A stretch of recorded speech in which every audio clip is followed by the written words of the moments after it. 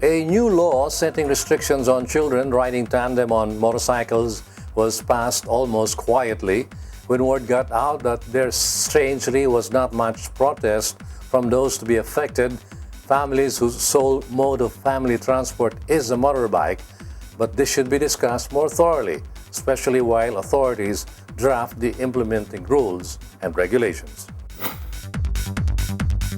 Back in late July, President Aquino appeared to have gone on a law-signing binge, approving a number of laws seen as important legislation by many. Gone Unnoticed was a piece of legislation that would have far-reaching effects on the motorcycle riding public.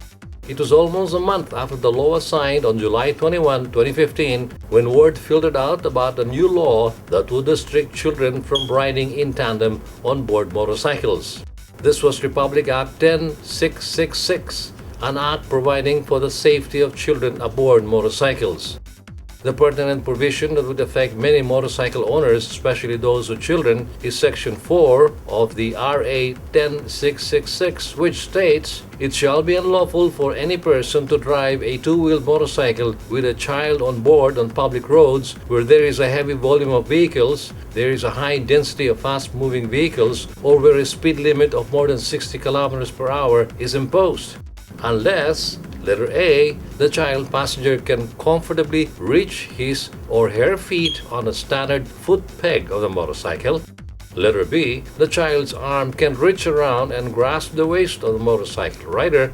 And letter C, the child is wearing a standard protective helmet referred to under Republic Act number 10054, otherwise known as the Motorcycle Helmet Act of 2009.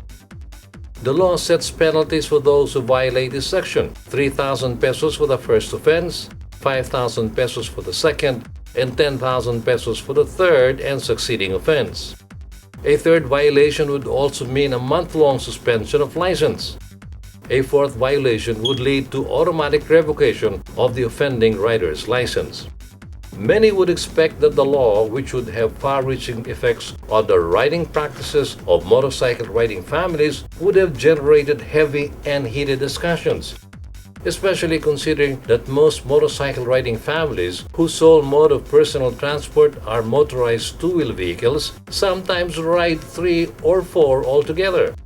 Every day, despite the law, you still see father, mother, child, and sometimes even a baby sandwiched between mother and father on board motorcycles on public roads. And no authority seems to be bothered by this obviously unsafe practice.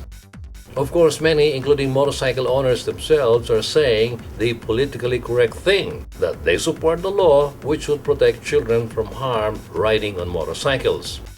Still others question whether the law may be violating a motorcycle owner's right to use his vehicle any way he deems safe and proper, whether this law could be violating his constitutional rights.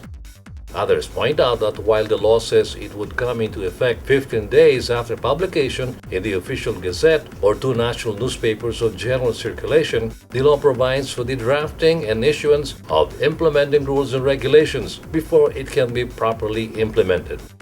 Motorcycle owners, groups, and associations should be actively engaging the LTO and other government authorities for transparency in the making of the IRR. Public hearings should be called for, the schedules and venues announced in advance and widely, and all those who care about the safety of children riding on bikes and those who want to protect their rights to ownership and use of motorbikes should all take time to attend the hearings and let their concerns be heard.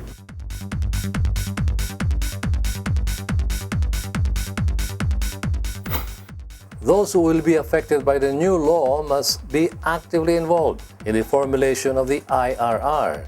They must demand public hearings and participate in them. If they don't, they should not complain if the IRR comes out not to their liking.